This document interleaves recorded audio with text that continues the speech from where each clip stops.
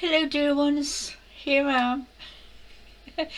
Actually, I'm going through a very difficult time, so if you think my energies are a bit low, don't be surprised. I'm a bit scattered. In fact, today, I managed to get some tea about 6:30, and I thought, I hadn't been in my main room all day. That's the first time ever. Because the first thing I do is go in there, door to go, and look at the Radio Times. I thought, what have I been doing all day? And I can't remember. I don't think I've been here. I think the time I'm going through is still difficult. I've just come up and down, up and down. A lady went past my window yesterday to get some fish and chips for me. I didn't see her. I'm sitting here and I just don't see things. It's a very strange time. It's a bit scary actually, because where have I been, And I seem to come down every now and then to sort of do basics. Like I had a shower this morning after 2 weeks.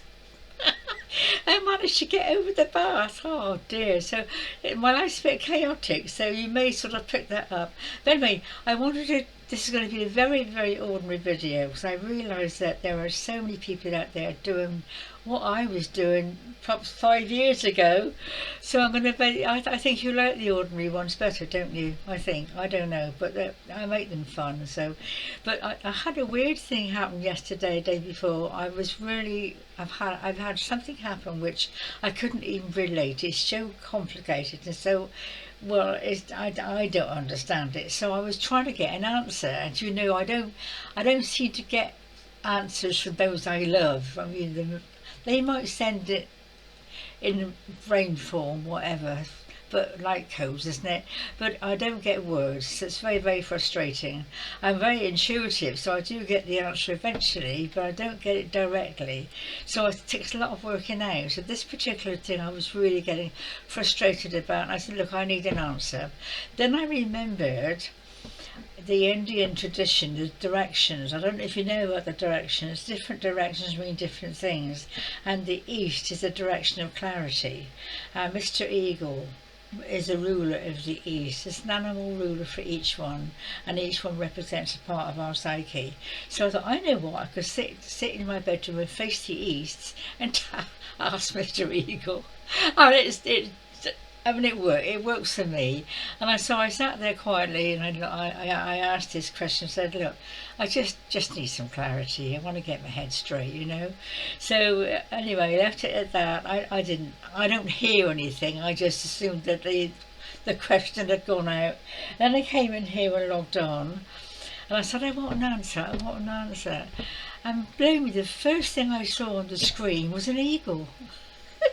It's one of the shorts, and the eagle and a very lovely man's voice behind it saying, if God's shaking your nest, it means it's time to move, it's time to fly.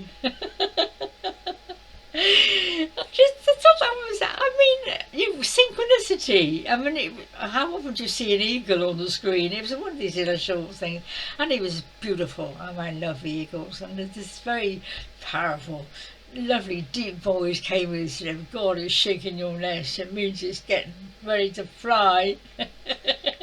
I thought, well, there's an answer for you. I'm getting ready to fly. So I don't think it'll be quite yet, because I don't think I could even lift a box, but I'm sort of aware that I'm starting to look, clear things out, little drawers and stuff, that stuff's been there for 100 years, So it's a question of sort of, I feel I'm getting ready to do something, so I've got to get well first, because I couldn't do anything at the moment. So there we are, and I thought, well, okay, well we'll do a little video about the next house move, because I've had so many. I've had about 10, as you know. I think I'm up to number. Where was the last one was the cottage, wasn't it? So I'm up to George Street. Now that was the posh address. It's a Georgian flat. It's a Georgian area, and they're lovely flats. They really are. They're usually, they're houses converted into flats. And when I was given the notice to leave my last one, I had sort of some time to get the idea. And this one I saw advertised. I thought, look, it should be alright, but it wasn't really. None of them have really suited me, actually. And this was up some stairs. It was a first floor flat, so you had quite a steep step and a little step to climb up. I don't know what I was thinking, because I can't even climb stairs. Well, I'm less now than I was then. So I thought, why did I consider? I think because I thought it came a message from spirit. I thought perhaps it was like, I had to do it, sort of thing. So I know it was the hardest move I've done, because I had two sheds out the back. One was a coal shed, but they were both full of rubbish. And I had to clear them out, and I had to get all the, well, you don't know if you haven't moved, but it's a nightmare. And this place wasn't very far away. Unfortunately, it was raining on the day. So I think it was the hardest move, because when I got there, of course, everything was wet and damp, and I was just too tired to do anything. I had a girlfriend. She actually came round with the husband, and she put the television on for me, put some books there. I was absolutely exhausted. It wasn't a very nice flat, actually. It was a big main room, because that was a converted main room. Then you had sort of a fairly small bedroom, a little bathroom, and a very tiny kitchen. And it really wasn't me. I think I have a bit of a state with it. The address suited me. I'm a snob. George Street, and it was a posh area. You could walk into town, which was handy. But unfortunately, just after I moved, we had that horrendous weather in England, where the whole of England was white. It was just dreadful, and I didn't forget where my car was parked, but I knew I had to get out to get shopping and stuff, and I went down with the flu. I thought I was going to die. I mean, I don't very often get flu, but this was quite a nasty flu, and of course I had to climb these stairs. And I didn't have a washing machine. I didn't have a washing machine at the time. I'd left the one behind because it was all broken. Unfortunately, my friend Helen, my Yorkshire angel I used to call her, who lived in Yorkshire, she came to my rescue. She was a very wealthy woman. I seem to know a lot of wealthy people. And I got this washing machine online, and she paid me for it, and it was delivered. But before that, I had a whole load of washing. I didn't know what to do with it all. Snow and everything else. So I had to get a taxi to take me and my washing to a laundrette, and then pick me up again later on and carry all this washing up the stairs. It was a really, really difficult time for me, and my daughter went off me then. We don't want to mention that, but it was a really difficult time adjusting to this stairs. I forgot the stairs. You see, they were very steep stairs as well, and the kitchen wasn't pleasant. There's no garden, so I had to let go of my beautiful teak garden seat. It was about 40 years old. It was a lovely, lovely garden seat. I had it many years, and I couldn't take it with me because the flat hadn't got a garden, which I really missed dreadfully, so I had to let this garden seat go. But the landlord, well, he was a piece of work, you might say. It was an absolute I didn't check it out enough. That's my trouble. I didn't check it out enough. I think I was in a state. It looked all right, And when I get there, I open the cupboard doors in the for the washing machine. There was no pipes, no water pipes. It was an empty cupboard. Nothing in there. I don't know what other people lived before had taken it with them or never. But he must have known. The landlord must have known. There was no plumbing. That's the word I want. No plumbing. And I rang him, and he was quite peculiar about it. And I had to arrange it all myself to get a plumber in. And I think I was there, the first 3 months I was there, it cost me a fortune in phone calls to try and get things organised and straight. There was no gas certificate, and you have to have that in this country.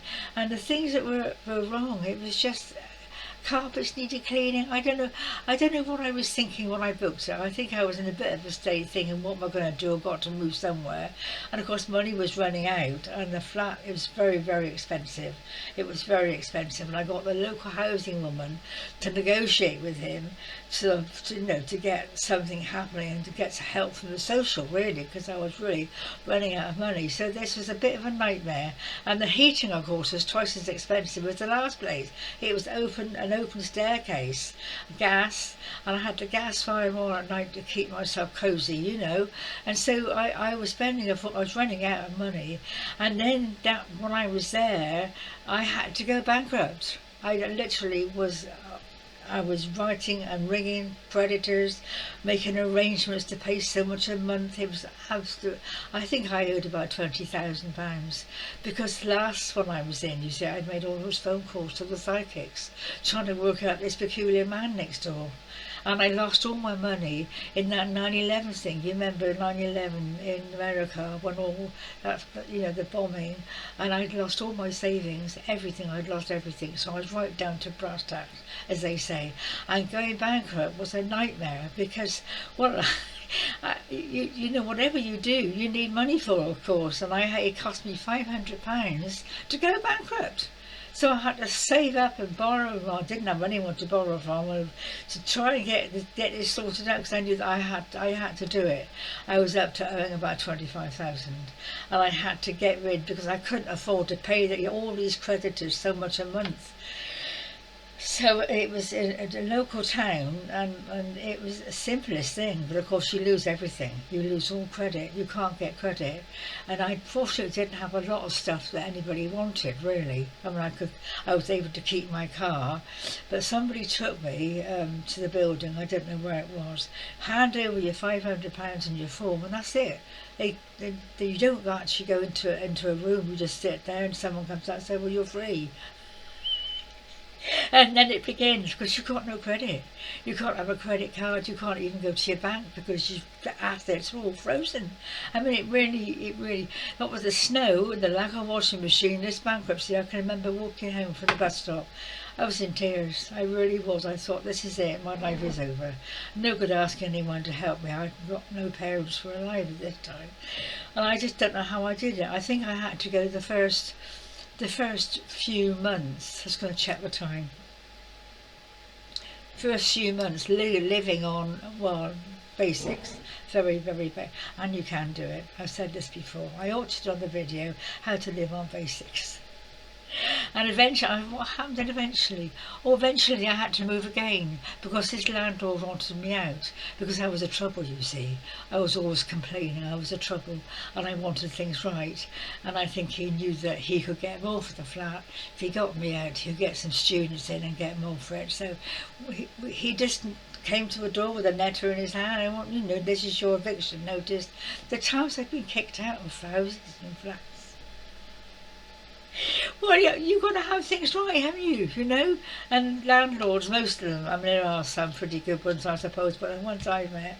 So anyway, I found this when my friend Helen from Yorkshire, the Yorkshire Angel, she went online and found me this place in a nearby town, and it was it's another mistake, which I'll go into next time. That was another mistake. I had to move there. I'd only been there 3 weeks, and she wanted me out. So, but by this time I'd got help from the social services, and they were paying partly towards my rent. So I was very lucky. There was a point actually when I was sitting in the red bedroom thinking, well, what do I do? If you're going to be homeless, what do you do with all your stuff? And I've got a load of stuff, really. What do you do with it all?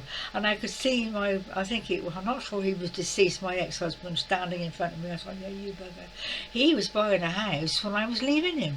I was still married to him, and he was buying himself another house. That's why I couldn't get any money out of him. He got this house. Anyway, that's another story. So there we are in this George Street flat, just about hanging in there with all the snow and the washing machine. And I think my daughter came to stay. That was her new baby. But I think that was, well, not one of the worst, most challenging, I suppose, because of lack of money. And well, I assume you know what it's like. You gotta have money, especially when you're paying rent. You see, I was paying rent. It wasn't rent free like this one, so it was a bit of a nightmare. Anyway, to change it slightly, I've got my loaf here. My loaf of bread. Look at my little loaf of bread. I've used it so much here. But this is my bread machine. One of the viewers said, let me know when you've got the bread machine working. And I have. And this is brown loaf. It's nothing in it but your good stuff, loaf, brown bread, brown flour, and all the stuff, and it smells lovely when it's cooking in the machine. It really does smell lovely, and I know it's good for me because it's not got much gluten in.